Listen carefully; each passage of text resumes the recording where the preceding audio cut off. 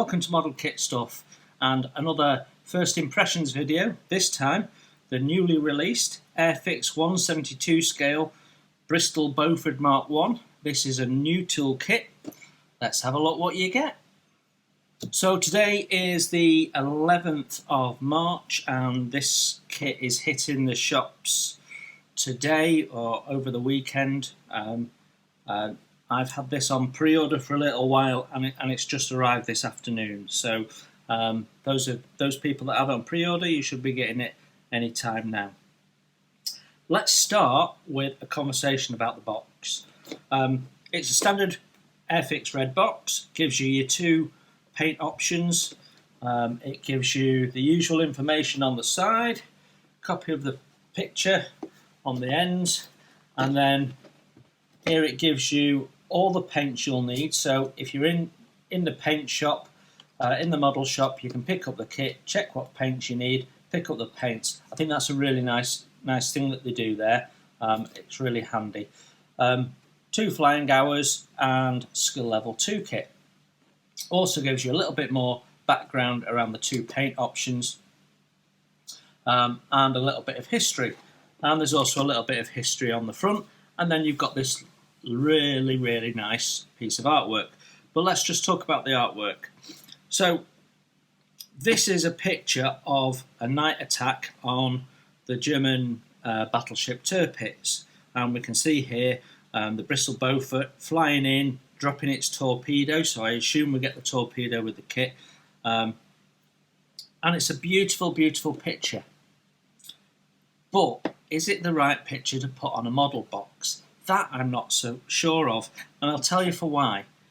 You don't look at aeroplanes from the back generally. You look at them side on, you look at them front on. So if you don't know what a Bristol Beaufort looks like, you don't really know from that, and you don't really know from that either. To give you a comparison, you know exactly what you're getting when you look at that. You know what the aeroplane looks like because that's how you look at an aeroplane. Now, Airfix have a broad market. People that build air kits are people spending their pocket money, novices all the way up to experienced modelers who've been buying into the Airfix brand for decades and decades. So it has a wide appeal, but part of that buying group won't necessarily know what that is, and I wonder if this picture is the right picture to pull someone into buying this kit if they've never built a Bristol Beaufort before. I'm not sure. Look, it's not a criticism. I think the picture's absolutely gorgeous, and in fact there was a poster of it in one of the Airfix magazines which my daughter has on her wall, and it's absolutely a beautiful picture. I'm just not sure that it's the right picture to pull someone into buying a kit. Just an observation. Right, let's have a look what's inside the box. So, the box is stuck. That's because the camera's running. There we go. So, we have a single bag and a set of instructions and a set of decals. Okay, so our box contains, let's count them, 1, 2, 3, 4, 5 plastic sprues and a clear sprue. And the first sprue out of the box is frame C. So, the familiar Airfix plastic, familiar Airfix plastic colour and style. What we've got here is the floor pan for the interior. We've got the 2 props there.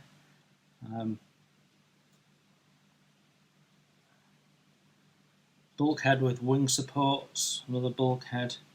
Detail looks really nice.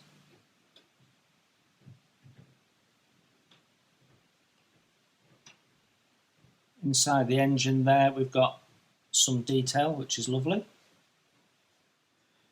So the next sprue out of the box is frame E. And the first thing that you notice is the torpedo there. We've got some flaps there that have got some very nice texturing on. Landing gear, pilot, stock pilot, but I understand that that's the most expensive part in the individual part in the box, because it's the only one that has to be done by an artist, so that the cost is greater than the other parts done on CAD these days. So we've got some very nice internal detail there, some gauges of some type.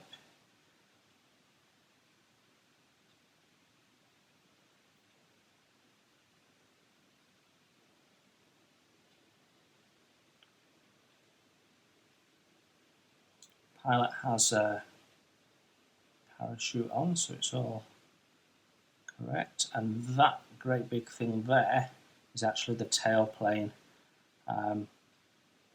For the torpedo, it's to help it run at a certain depth for the attack on the turrets. Okay, and then we are on frame D. So we've got some quite fine parts here.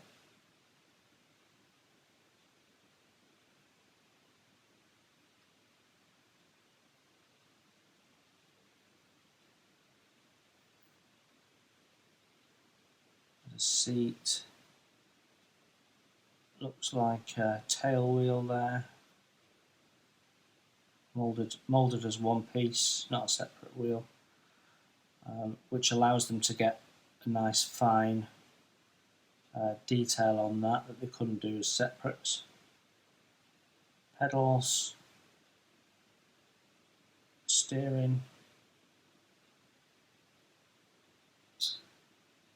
all the parts are clean. I'm not seeing any particular issues with flash or heavy seams or sink or injector marks, but we'll see what the bigger parts do.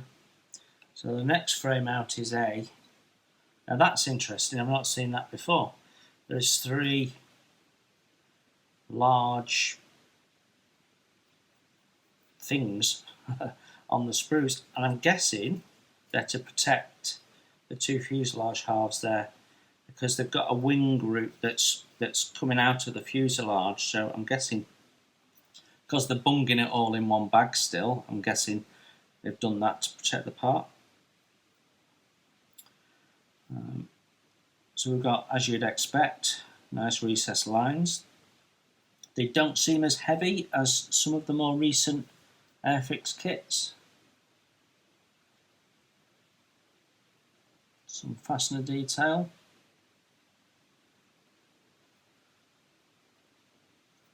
The tyres are weighted, look quite nice actually.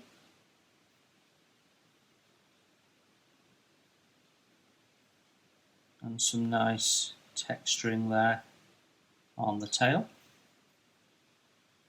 Just bob that over, and we can see the detail inside the fuselage half there. So quite a bit of detail, it's not just ribbing, there's wiring looms and bits and pieces appear to be in there. A couple of big ejector marks to sort out. I guess par for the course.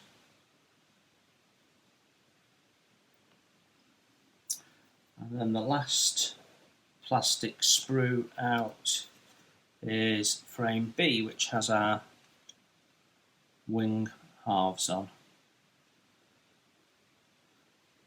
So the inside of the undercarriage is already moulded in, it's not a separate item. But the detail in there is quite nice on that top surface, totally blank on the inner surface there.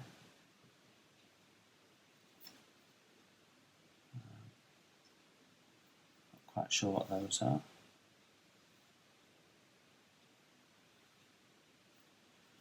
can see the location points there for the wing struts.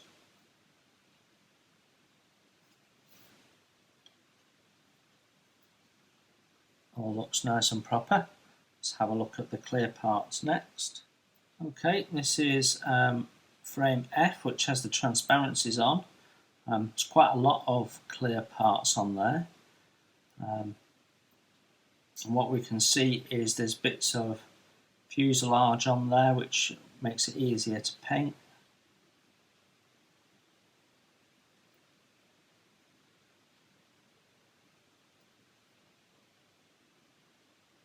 I have seen clearer parts from Airfix kits recently. In fact, I can see a plastic imperfection in that part, and in that part I've got a line where the plastics run. You can see the run line in there. So actually I've seen a lot better. That's a little disappointing, that, as you can see that in the light quite clearly. I don't know if we can pick it up on the camera, but in that pane there's definitely, you can see the swirl of the plastic in it, and I've got something, you see, it looks like a hair or something and it's in the plastic. It's not coming off. I can't feel anything. It's not like it's a scratch. It's like it's actually in the plastic. Anyway, other than that, the parts are crisp and clear. Everywhere else, no flash, no sink. So, yeah, not bad. Next, let's have a look at the decals. So, the normal Airfix layout, where you've got a section with common, and then you've got the two options separated on the decal sheet. Some of these decals are very close together, making it a little bit difficult to get in with scissors and cut round them. Looks like a good number. How much markings they may have missed, I don't know. I'm not close enough to this aircraft.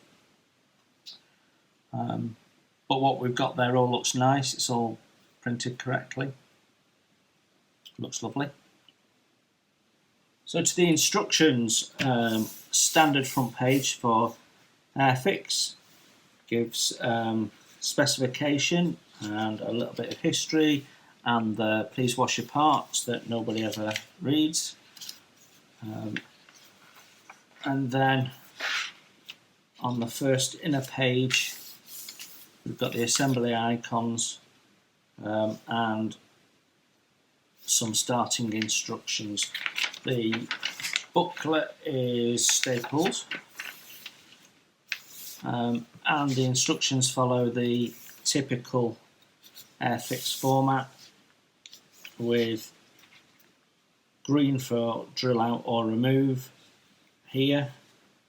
So that's if you want to sling the torpedo. So you're starting right at the front here with an option, and then the red denotes where the last part was placed. So I really like that. It's calling out the paint far better than the Cromwell instructions straight from the off.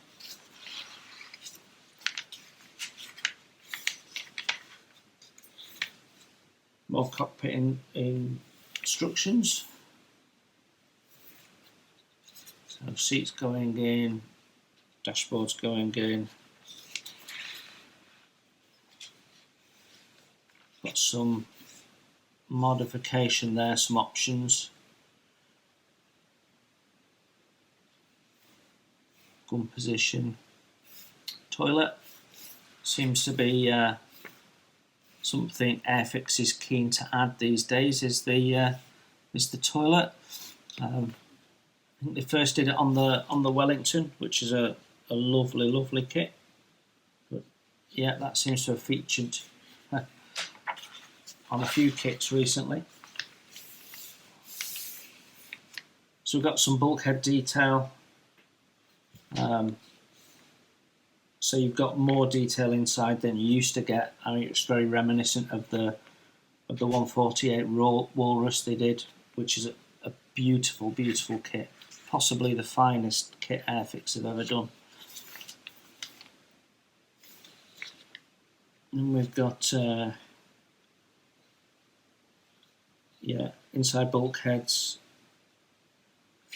some fuselage sections so that they can allow the moulding to be done better, which is nice to see. The attention to detail is much improved in recent years. And we've got wing assembly.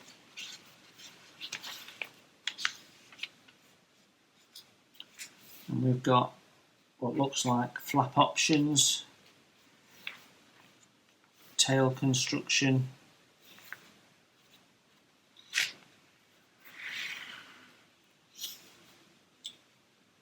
and then we've got undercarriage instructions. That's for undercarriage down, engine nacelles,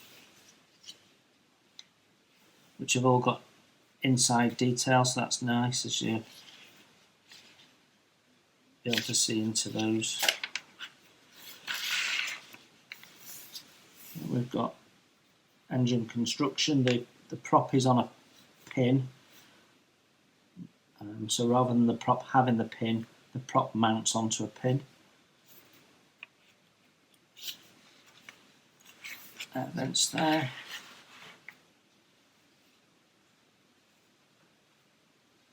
And then the cowling. And then onto the clear parts. There's quite a few clear parts there making up the cockpit area.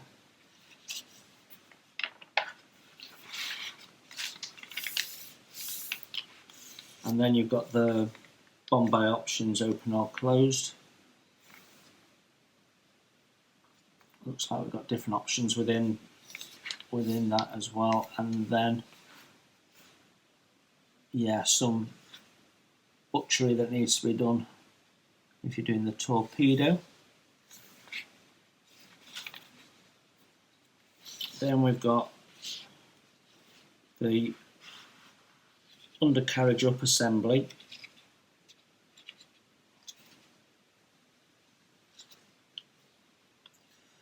And the undercarriage, you know, you've not got brake cables and bits and pieces, but it looks sufficiently complicated to be realistic under paint.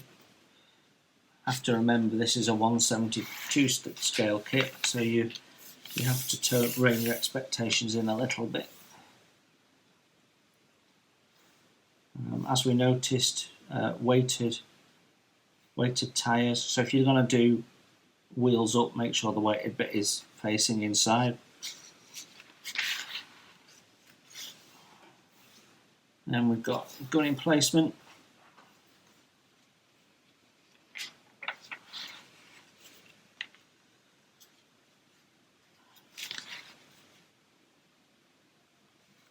Placing the gun emplacement, another gun emplacement. Building the torpedo. So the torpedo has the spinner on the front, which is nice.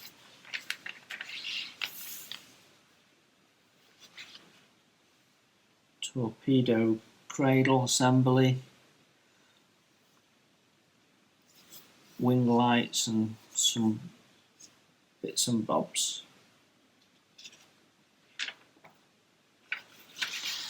And then finally guns and the props, which takes us to 107 steps.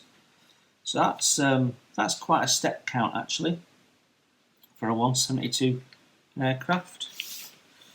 Okay, let's have a look at the painting options. So option A is aircraft flown by Flying Officer Kenneth Campbell, Victoria Cross pilot, and Sergeant J.P. Scott, DFM RCAF, who was the navigator, and then it gives you Sergeant R.W. Hamilton, wireless operator, and W.C. Mullins, air gunner, against the German battleship Gneisenau. Oh, right, okay. So I thought it was Tirpitz, but there you go. Number 22, Squadron, Royal Air Force, St. Ivel Cromwell, April the 6th, 1941. So I say Cromwell, Cornwall, reading upside down. So that's your first paint option.